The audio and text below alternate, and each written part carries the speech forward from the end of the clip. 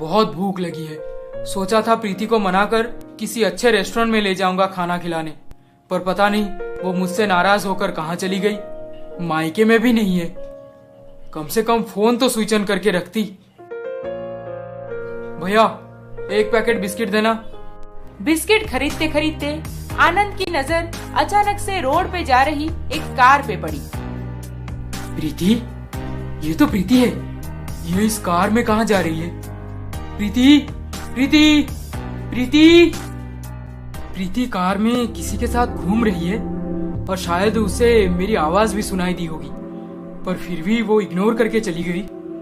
अगर वो अपने मायके वापस नहीं आई है तो वो इतने दिनों से कहाँ पे रुकी है, किसके साथ?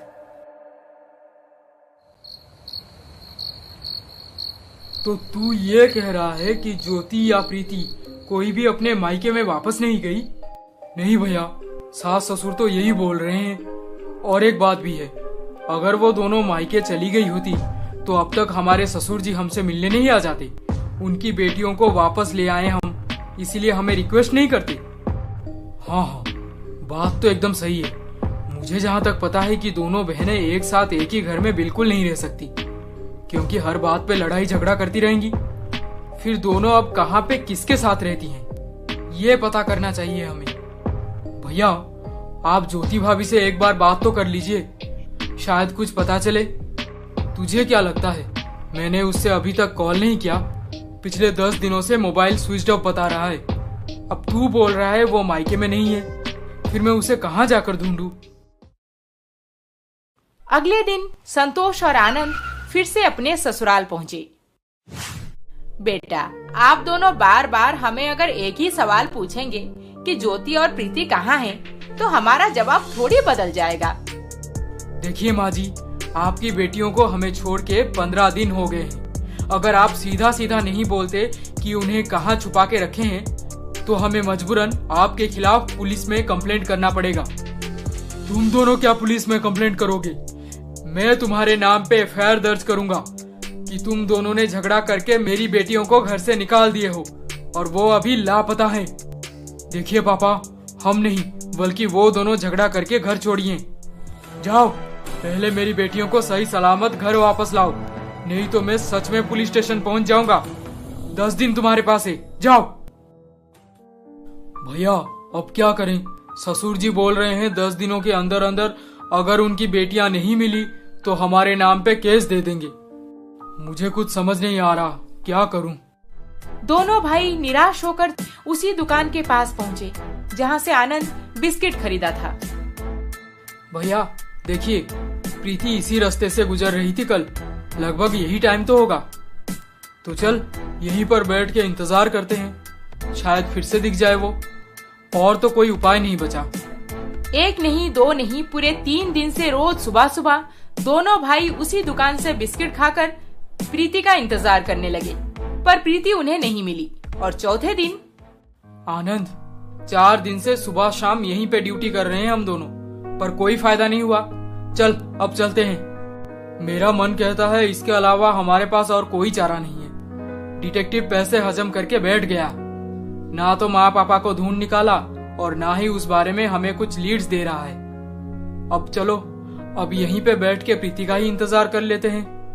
ऐसे ही बैठ के बात करते करते दोनों भाई ने देखा वहाँ से एक कार गुजर रही थी, जिसमें प्रीति नहीं, इस बार ज्योति बैठी थी।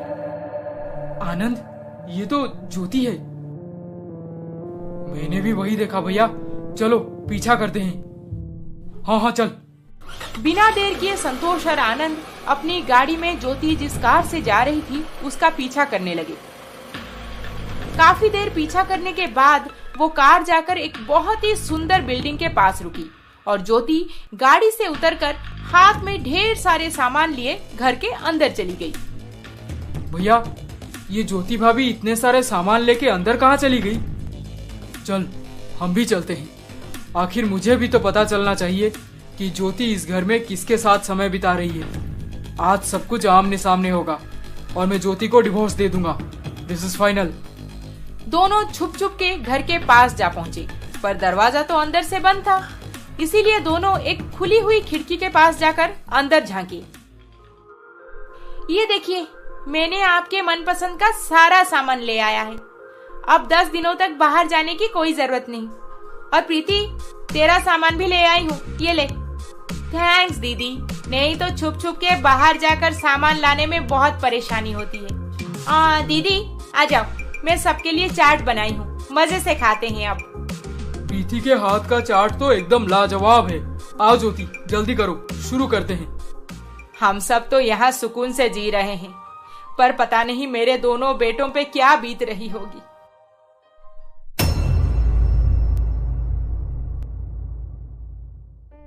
थोड़ा तो तकलीफ उठाने दीजिए ना माँ जी, नहीं तो वो दोनों एक दूसरे का वैल्यू कभी नहीं समझेंगे। जिंदगी भर लड़ाई झगड़ा, मेरे पैसे उसके पैसे, ऐसे ही करते रहेंगे। हाँ माँ जी, आप खुद को स्ट्रांग बनाइए।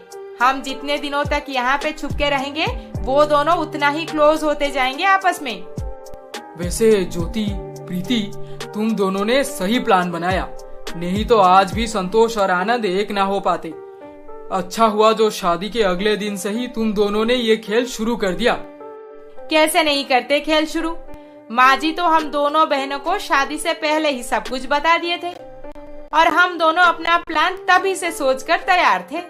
और जब पहली रात को आनंद भैया के बारे में नेगेटिव बात बोले मुझे, और दीदी को भैया आनंद के बारे में, तभी हमने डिसाइड कर लिया कि हमारे प्लान को इम्प्लीमेंट किया जाए। और बस हाँ, उस वक्त मैं चाहती थी कि दोनों को समझ आ जाए कि एक साथ फैमिली जोड़ के रखना, आपस में प्यार, अच्छा विचार होना कितना इम्पोर्टेंट है। पर वो दोनों को कहाँ समझ आया कुछ। फाइनली हमें घर छोड़ने का ड्रामा करना पड़ा।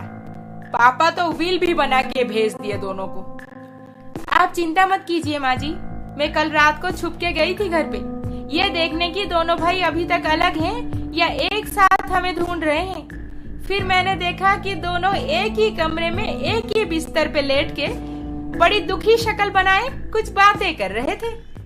हाँ, लगता है अब हमारा प्लान काम कर रहा है सही से। दीदी, वो सब छोड़ो, पहले तुम कुछ खा लो, नहीं तो तुम्हारे पेट में बच्चा अभी लात मारना शुरू कर देगा। ज्योति प्रेग्नेंट है, इसका मतलब मैं बाप बनने वाला हूँ। हाँ भैया, चलिए अब अंदर चलते हैं, बाहर खड़े होकर सुनना बहुत हो गया। प्रीति, प्रीति, इधर देखो। प्रीति, हम खिड़की के पास खड़े हैं, दरवाजा खोलो ना प्लीज। माँ, पापा, हमें माफ कर दीजिए, हम दोनों भाई रिश्तों की अहमियत को समझ नहीं पाए थे। हाँ माँ, अब हम एक हैं, हमें कोई अलग नहीं कर सकता, और ना ही हम पैसों को लेकर झगड़ा करेंगे। भगवान का लाख लाख शुक्र है कि तुम दोनों सुधर गए। पर बेटा, एक बात मैं आज सबके सामने क्लियर करना चाहती हूँ। संतोष को हम इंग्लिश मीडियम में और आनंद को सरकारी स्कूल में पढ़ाए, क्योंकि संतोष के स्कूल एडमिशन के समय हमें पैसों की कोई दिक्कत नहीं थी, आराम से सब कुछ हो जाता था। पर जब आनंद पैदा हुआ, तभी तुम दोनों के दादा दादी बीमार पड़ गए।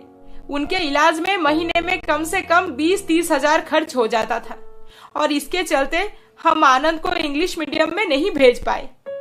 माँ, ये सब बता के मुझे और शर्मिंदा मत करो। जिसको जो बनना है, अगर वो मेहनत करे तो वहाँ तक जरूर पहुँच जाएगा। मैं तो बस बहाना दे रहा था कि भैया इंग्लिश मीडियम में पढ़े हैं और मैं सरकारी स्कूल में। जो होना था वो तो हो चुका है। अब मेरे पैसे, आनंद के पैसे, ये हिसाब घर पे कभी नहीं होगा। वो सब मैं संभाल लूंगा। आप सब हमें माफ कर दीजिए और घर वापस चलिए प्लीज। घर वापस जाने के लिए सामान तो कब से पैक रखे हैं हम, बस तुम दोनों का यहाँ पे आने का इंतजार था। भैया, अब तो घर में और एक मेहमान आने वाला है, चलिए अभी से पार्टी शुरू कर देते हैं।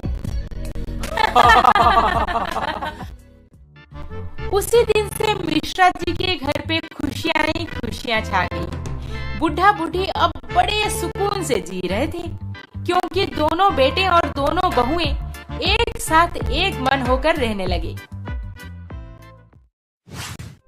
अरे मिश्रा जी, भाभी, बेटों से सुना कि आप तीर्थ यात्रा पे नहीं गए थे, फिर कहाँ चले गए थे इतने दिनों से?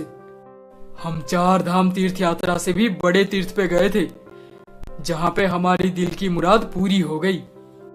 क्या ऐसी कौन सी जगह है, हमें भी बताइए। कभी आराम से बैठकर चाय पे बात करते हैं। शाम को भाभी के साथ आ जाइए हमारे घर पे, हम सब बताएंगे आपको। हमें कमेंट करके जरूर बताएं। और अभी तक आपने हमारे चैनल को सब्सक्राइब नहीं किया है तो जल्दी से सब्सक्राइब करके बेल आइकन दबा दीजिए। अरे अरे अरे अरे, इस वीडियो को लाइक शेयर कमेंट करना ना भूलें। जल्द ही मिलेंगे और एक मजेदार रोमांचक कहानी के साथ।